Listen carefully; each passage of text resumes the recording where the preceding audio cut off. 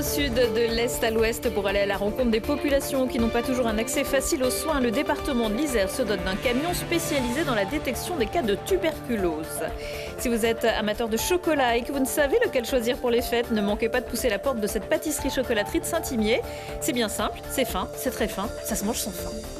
Inhumation et crémation sont pour l'instant les seules possibilités en France après la mort, mais certains s'interrogent sur la terramation, notamment à la métropole. On en parle avec le vice-président de la métropole, Éric Rossetti, invité de ce JT. Bonsoir à toutes et à tous, ravi de vous retrouver dans ce JT du mercredi 11 décembre 2024, du lundi au vendredi à partir de 18h, l'essentiel de l'actualité du Grand Grenoble. La tuberculose n'a pas disparu, pas plus en Isère qu'ailleurs, pour toucher les personnes à risque, qui proviennent par exemple de pays avec un fort taux d'incidence ou les personnes en situation de forte vulnérabilité. L'Agence régionale de santé a financé un nouveau camion équipé, mais ce n'est pas sa seule mission. À la conduite, le Centre départemental de santé. Mirko Pesci. Un camion de mission, lutter contre la tuberculose et proposer des consultations de médecine générale. Mis en place par le département de l'Isère, ce cabinet médical ambulant roule vers les populations fragiles. L'Aller Vert permet d'aller dans des lieux où on peut toucher des personnes qui ne viendraient pas spontanément au centre de santé. Par exemple, si on veut faire de la vaccination, on peut aller dans des centres d'hébergement, dans des squats. À l'heure actuelle, parfois, les locaux, c'était pas bien évident de pouvoir réaliser ces actes. Là, on va être tranquille, on aura notre cadre, notre matériel, on aura l'hygiène qu'on le souhaite. Pendant 20 ans, en Isère, un poids lourd réalisait déjà des radios de poumons. Mais trop encombrant et dépassé, l'ancien camion a donc été modernisé. L'équipement a été financé par l'Agence régionale de santé pour 315 000 €, dont 115 000 pour l'acquisition de l'appareil de radiologie pulmonaire. Donc vous avez la partie radiologie qui se trouve ici. Vous avez une porte et une cloison qui sont plombées pour la protection contre les rayons. Donc une fois que les radios pulmonaires sont finies, on enlève le capteur qui se trouve ici, on enlève l'émetteur qui se trouve ici, on les met dans la valise pour le transport. Et quand le camion il sert de radiologie, de consultation médicale, tout cet appareil est enlevé et cette salle peut servir de cabine de déshabillage pour le patient. Et on a un produit parfaitement polyvalent. En Isère, une centaine de cas de tuberculose est recensée chaque année. Le camion va aussi développer des projets de vaccination ou de dépistage de maladies sexuellement transmissibles dans des milieux souvent loin des centres départementaux de santé qui proposent aussi ce type de soins. Dans le centre de santé, on va jusqu'à faire analyser aux personnes qu'est-ce qu'un consentement. Et puis, c'est la vaccination, la prévention. Donc, vous voyez, le panel est extrêmement large. On fait aussi de l'interruption volontaire de grossesse médicamenteuse, des missions de prévention, des missions essentielles pour des publics précaires. En 2024, 20 000 personnes ont sollicité le centre départemental de santé de l'Isère. Mais le manque de médecins reste problématique pour garantir un accès équitable aux soins. Le camion santé pourra aussi aller à la rencontre des saisonniers dans les stations. C'est au CHU Grenoble-Alpes qu'ont été transportés mardi vers 23h une jeune femme de 18 ans et un homme de 20 ans grièvement blessés aux jambes par des tirs d'armes à feu.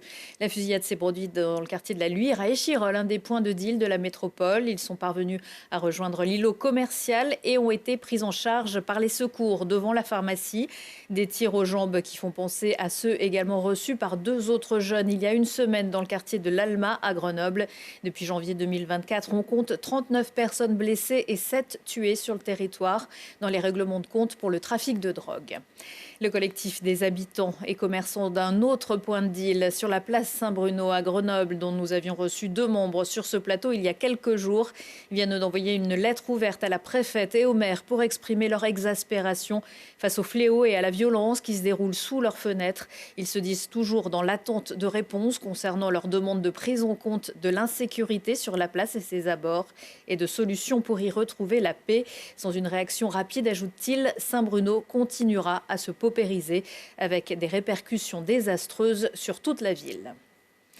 Chacun sa route. La nuit dernière, un homme de 40 ans qui circulait sur une trottinette électrique a été mortellement percuté par un camion. L'accident s'est produit entre Lyon et Grenoble, au niveau du quartier Mistral, sur l'A480. Ceci explique peut-être cela. Le parquet de Grenoble décide qu'il n'y a pas matière à poursuite après le signalement de Grenoble École de Management concernant des vidéos d'étudiants en lice pour des élections de BDE, grimés en blackface ou se moquant de la religion musulmane. L'école avait décidé de présenter ses élèves en conseil de discipline et de renforcer la sécurité autour de ces sites. Après le 5, le 12 décembre et peut-être des numéros complémentaires à venir, mais jeudi en tout cas, de nouveaux appels des syndicats de la fonction publique à faire grève ont bien été lancés. Un mouvement d'ordre national qui espère bien fédérer aussi le privé. À Grenoble, le cortège partira de 10h de la gare pour rejoindre la place de Verdun où se tiendra un rassemblement industrie, notamment chimique, avec les Vancorex et Arkema en première ligne. Puis retour à la plateforme chimique de Pont-de-Claix pour un pique-nique solidaire à 12h30. À noter que le seul repreneur de Vancorex, le chinois Wanhua, propose d'améliorer son offre pour conserver 50 salariés au lieu de 25 sur 450 et de monter son investissement de 1 à 10 millions d'euros. En fonction de l'ancienneté, une indemnité pouvant aller jusqu'à 40 000 euros pourra être proposée aux salariés qui ne seront pas repris. Et puis à 20h, un concert de soutien de Yebarov, fanfare des Balkans, aura aussi lieu sur le piquet de grève d'Arkema. Leur petite entreprise connaît sa meilleure période de l'année. Noël, Florent et Faustine ont ouvert leur fabrique-boutique Instant à Saint-Imier il y a 2 ans. La qualité de leur chocolat a été reconnue par le très sélect club des croqueurs de chocolat qui les a inscrits dans son guide et leur a récemment décerné un prix lors du dernier salon du chocolat. Un portage qui va vous faire fondre de notre femme chocolat Lucille Day. On peut épurer son sapin, alléger les décorations. Noël vit avec son temps. Mais le chocolat, on n'y touche pas. La reine des traditions se met toujours sur son 31. Le plein régime, c'est seulement pour les artisans. Le chocolat, ça reste vraiment pour Noël. Et c'est la gourmandise. À Noël, on compte pas, on regarde pas et on se fait plaisir. Et si le rush avant les fêtes fait toujours perler la sueur, le pas de course est plus enjoué cette année pour Florian Mielcarec. À 26 ans, l'Isérois vient de se voir distingué par le club des croqueurs de chocolat qui lui a décerné l'award de l'équilibre au prestigieux Salon du chocolat de Paris. Et récompense suprême, une tablette d'or dans son guide qui référence les meilleurs chocolatiers de France. Ça a longtemps été un rêve, on regardait qui était récompensé tous les ans. C'est concret, maintenant on est dedans. Donc c'est un bel aboutissement, une belle récompense. Ça nous encourage à continuer dans ce sens-là. Les fameux croqueurs ne s'y sont pas trompés. Le jeune artisan ne transige pas avec la qualité.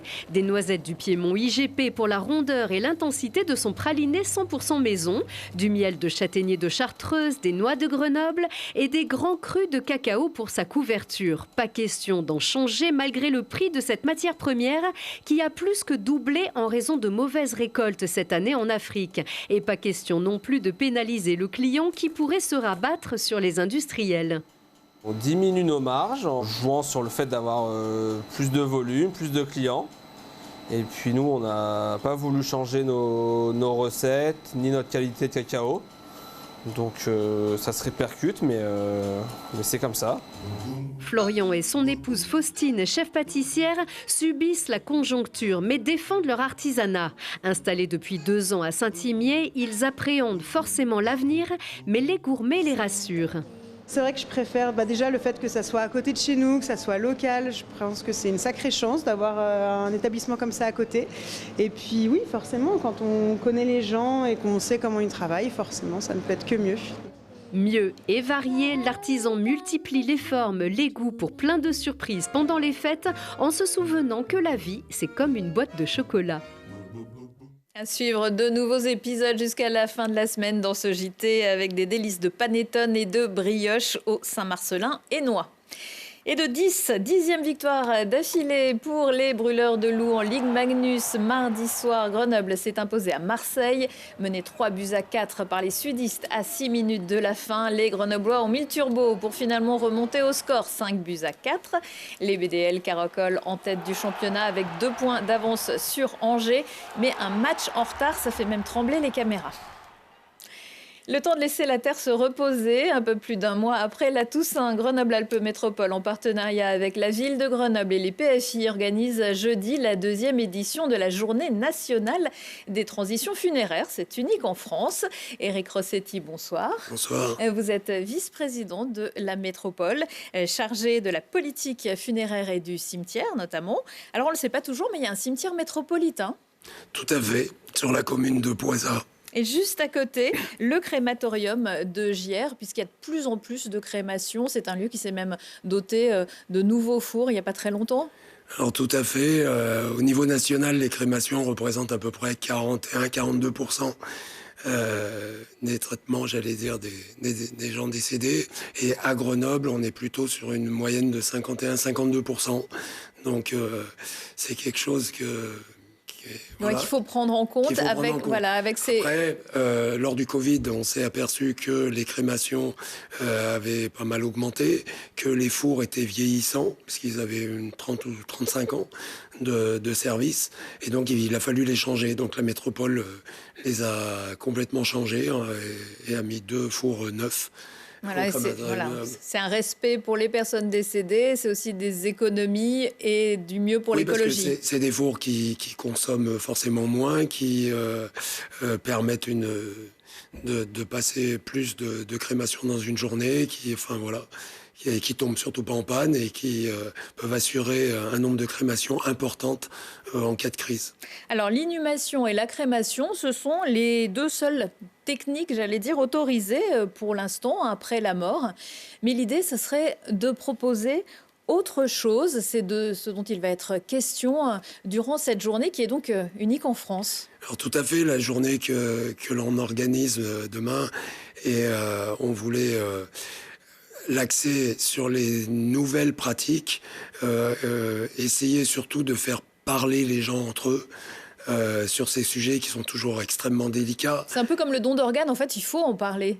Exactement, il faut en parler, c'est comme l'euthanasie, c'est comme les dons d'organes, c'est des sujets qui politiquement sont pas très porteurs, parce que c'est tabou, parce que ça renvoie à l'intime, aux convictions personnelles, aux pensées religieuses, à tout cela, donc c'est des sujets que les hommes politiques aiment pas trop prendre en charge, mais nous sommes convaincus à la métropole de Grenoble qu'il faut parler de ces sujets, sans bien sûr vouloir les imposer, mais ils posent beaucoup de questions.